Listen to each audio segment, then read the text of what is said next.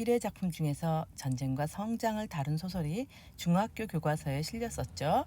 제목은 기억 속의 들꽃입니다. 간단하게 내용 정리를 하겠습니다. 이 소설은 악마나 종탑 아래에서처럼 전쟁과 성장이라는 코드로서 1인칭 주인공 시점에서 전개가 되고 있습니다. 배경부터 보면요. 만경강 인근에 자리 잡은 우리 동네에 갑자기 피난민이 몰려오기 시작합니다. 피난민들은 거지꼴로 나타나서 아무 집에나 들어가서 밥 좀 달라고 구걸을 하는가 하면 피난민들이 지나가고 난 다음에 꼭 뭔가가 없어지기 때문입니다. 토착민들은 피난민에 대해서 굉장히 좋지 않게 생각합니다. 그러나 나하고 누나는 아직 어리기 때문에 저 사람들이 어디론가 가는 것에 대해서 호기심을 갖고요. 우리도 피난 가자라고 father and mother, 엄마 아빠를 조릅니다. 그래서 엄마 아빠가 우리 집을 지켜야 되니까 너희들은 할머니랑 같이 가라고 해서 길을 나서게 되죠.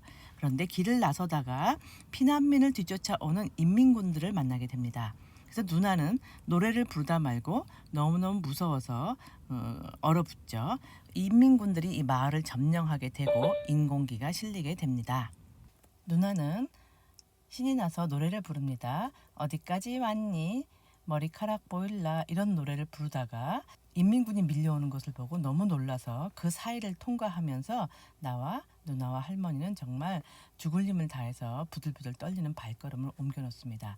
전쟁이라는 것의 실체를 난생 처음 경험한 것이죠. 그래서 다시 집으로 돌아옵니다.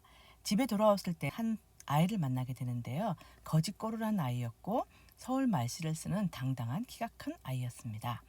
이 아이는 너희 집 가서 밥 좀 얻어먹자 라고 얘기를 하죠. 나는 그 아이를 데리고 집으로 갑니다. 어머니는 굉장히 화를 내면서 어디서 저런 거지를 데려왔냐, 네가 책임져라. 우리 먹을 밥도 없는데 누굴 데려온 거야? 이렇게 막 나를 꾸짖습니다. 그때 이 아이가 따라 들어오면서 이거 드릴게요 라고 하면서 반짝이는 것을 줍니다. 바로 금반지죠. 그러자 어머니는 아이고 너 참 얼마나 힘들었니, 이거 먹어라 라고 하면서 밥을 줍니다. 그래서 나는 의아하게 느끼면서 저 금반지 굉장히 값비싼 것이구나 라는 것을 알게 되죠. 명선이라는 이 아이는 자기가 주웠다고 얘기를 합니다. 한 달쯤 지나서 어머니가 또 얘를 구박하기 시작합니다. 이 아이를 머슴으로 쓰려고 했는데 이 아이는 일은 하지 않고 노는 것을 잘하고 머슴 일엔 전혀 관심을 보이지 않습니다. 어머니가 구박하는 기미를 보이자 이 아이는 슬며시 금반지 하나를 또 꺼내놓습니다. 그러자 이제 엄마 아빠의 의욕은 더욱더 커졌죠. 이 아이가 어딘가에 금반지를 잔뜩 갖고 있을 게 분명하다라고 생각하고 금반지가 어디 있는지 알려다오. 네가 이런 거 갖고 있으면 위험하니까 나한테 맡겨라 라고 아버지는 회유를 합니다. 이 아이는 집을 나가버려요. 나가서 돌아오지 않습니다. 금반지를 뺏으려고 하는 사람들에 대한 본능적인 거부감이 있는 것이죠. 그러다가 며칠 지난 밤에 이 아이가 소리소리 지르는 그 목소리를 듣고 가족들이 나가봤더니 이 아이는 동네 남자들에게 둘러싸여서 몸수색을 당하고 있었습니다. 왜냐하면 이 명선이라는 아이가 금반지가 있다라는 소문이 나면서 사람들은 이 아이를 옷을 벗겨서 어디에 금반지가 있는지 찾아보려고 하는 거죠. 명선이는 매우 억척스럽게 소리소리 지르면서 나무 꼭대기에 가서 매달려 있습니다. 그런데 이 아이는 여자아이였던 거죠. 자, 아버지는 명선이를 업어서 집에 데려오고 어머니는 천으로 그 아이의 벗은 몸을 가려주면서 명선이는 우리가 가족처럼 키우는 아이다. 누구라도 손대면 가만 놔두지 않겠다고 동네 사람들한테 으름장을 놓습니다. 나는 엄마 아빠의 표독스럽고 잔인한 면모를 보면서 명선이에 대해서 슬며시 동정과 연민을 느끼게 되죠. 자, 명선이의 이력에 대해서 살펴보면요. 소년이 아니었다. 왜 얘가 남장을 했을까 생각해 보면 이 아이가 텃세를 당하면서 싸울 때 주먹으로 치지 않고 할퀴거나 물어뜯거나 머리카락을 잡아 당깁니다. 그래서 동네 남자아이들은 계집애 같이 싸운다면서 막 놀려대죠. 결국 힘이 약해서 다른 아이의 밑에 깔려서 맞을 즈음이 됐을 때 명선이는 괴력을 발휘해서 자기를 깔고 앉은 아이를 밀쳐냅니다. 번번이 싸움의 끝에서 괴력을 발휘하는 거죠. 나중에 친해진 다음에 명선이는 나에게 비밀을 털어놓습니다. 폭격기가 폭탄을 떨어뜨려서 정신을 잃었는데 정신 차리고 보니 너무나 무거운 것이 자기를 누르고 있었다. 그래서 살기 위해서 그것을 떨쳐냈는데 알고 보니 그게 어머니의 몸뚱이였고 어머니는 이미 차디차게 굳어 있었다. 이 소녀는 남장을 하면서 그리고 죽을 힘을 다해서 여기까지 왔던 것을 알 수 있게 하는 장면입니다.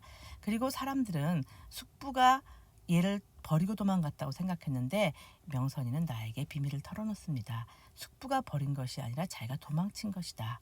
왜냐하면 숙부가 자기를 죽이려고 했기 때문이다 라고 얘기하죠. 작은 아버지인데 왜 죽이려고 했을까요? 그 비밀은 곧 밝혀집니다. 아버지가 이 아이를 업고 올 때 그 아이의 목에 폐찰이 달려 있었습니다. 그 폐찰에는 부모가 쓴 편지가 있었는데요. 잘 돌봐주십시오. 우리가 없더라도 하면서 먹고 살 만한 것을 지니고 있으니 잘 돌봐주시면 살해하겠습니다 라는 내용입니다. 즉 명선이가 재산을 갖고 있다라는 걸 암시하는 글이죠. 엄마 아빠는 호시탐탐 이 아이가 어디다 금반지를 숨겼는지 나에게 알아내라고 얘기합니다. 명선이의 또 다른 특징 하나는요. 어머니가 돌아가시고 그런 트라우마가 있기 때문에 하늘에 날아가는 비행기, 쌕쌕이 즉 폭격기를 굉장히 무서워합니다. 자, 이쯤에서 나와 명선이의 관계 설정이 됐고요. 둘이서 은밀한 놀이가 있었습니다. 그것은 바로 전쟁으로 인해서 끊어진 만경강의 철다리를 같이 건너가자는 게임을 하는 거죠.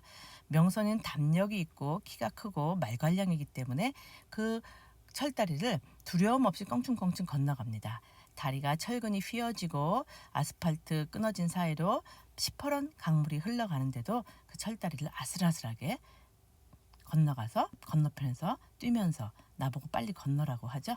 그러나 나는 소심한 아이고 건너가지 못하고 번번이 실패합니다. 발 아래로 떨어질 것 같고 강물이 시퍼렇게 소용돌이 치면서 자기를 삼켜버릴 것 같기 때문입니다. 명선이는 되돌아오면서 그 자그마한 철근의 끝에 핀 노란 꽃을 발견합니다. 이 꽃을 보면서 나에게 꽃 이름이 뭐냐고 묻습니다. 나는 되는 대로 아무 이름이나 지어냈습니다. 쥐바라 손꽃. 이런 꽃은 없습니다. 그냥 상상 속에 지어낸 꽃인데요. 명선이는 정말 예쁘다 하면서 그 꽃을 머리에다 꽂죠. 여기서 명선이가 전쟁으로 피폐화된 상황에 있지만 얼마나 소녀적 감성을 가지고 있는가를 알 수 있습니다. 그러나 이 쥐바라손 꽃은 곧이어 부는 바람 때문에 강물에 떨어지고 맙니다. 그리고 곧이어 하늘에 등장한 쌕쌕이 비행기를 보면서 깜짝 놀란 명선이도 강물에 추락하게 됩니다. 그 광경을 순식간에 지켜본 나는 너무나 충격을 받아서 덜덜 떨리는 다리를 간신히 유지하면서 철다리를 건너게 됩니다. 자, 이 소년이 왜 갑자기 철다리를 건널까요? 지금까지 자기가 못했던 것을 이 충격적인 명선이라는 아이가 쉽게 자기 앞에서 건너뛰었던 그 철다리를 자기도 사력을 다해서 건너는 것이죠. 드디어 나는 최초로 철다리를 용기를 갖고 건너게 됩니다.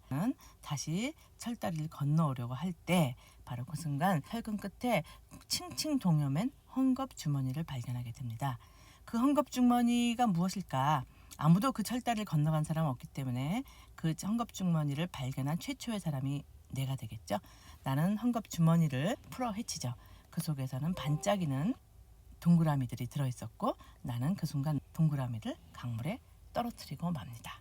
이것이 이 소설의 결말입니다. 자, 여기서 우리가 기억해야 될 것은 복선 역할을 한 것이 바로 2번 쥐바라 손꽃이 낙하하는 것과 같이 명선이도 곧이어 강물에 추락할 것이다 라는 것이고요.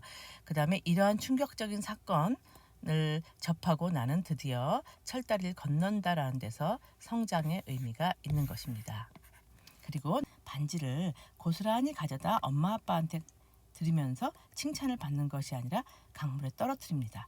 이것이 의도적이었는지 아니면 부주의에 의한 것인지의 언급은 되어 있지 않습니다. 독자들이 상상하게끔 열린 결말로 문장은 끝맺습니다. 그렇다면 여러분들도 생각할 수 있겠죠. 과연 이 아이는 실수로 떨어뜨린 것일까? 아니면 명선이란 아이의 몸을 수색하고 잔인하게 이 아이에 대해서 다그쳤던 어른들에 대한 반감 그리고 명선이에 대한 최소한의 예의로서 명선이와 함께 이 반지를 보내준 것일까? 이렇게 해석을 할 수가 있겠습니다. 여러분들의 생각은 어떠세요? 중심 갈등 살펴보도록 하겠습니다. 명선이하고 어른들의 갈등이죠.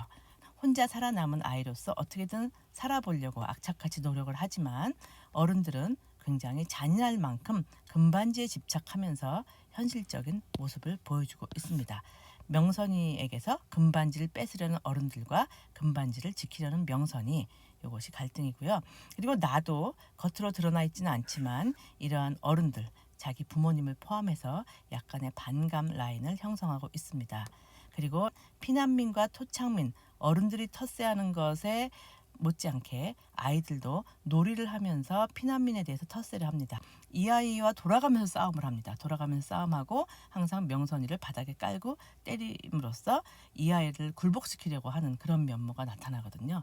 어떻게 보면 잔인한 인간의 어떤 중에 하나를 보여준 거라고 할 수 있는데요. 그래서 이 소설에서는 이 과정을 지켜보면서 내가 명선이에 대해서 적극적인 동조나 이런 건 하지 않지만 대화나 명선이의 외로운 철다리 건너기 놀이에 내가 동행함으로써 명선이를 이해하게 되고 성장하게 된다라는 한 10쪽 정도 되는 짤막한 단편 소설이거든요. 그래서 중학교 교과서에 실릴 만한 그러한 스토리라인을 갖고 있는 소설인데, 여러분들 기억 이제 나셨죠?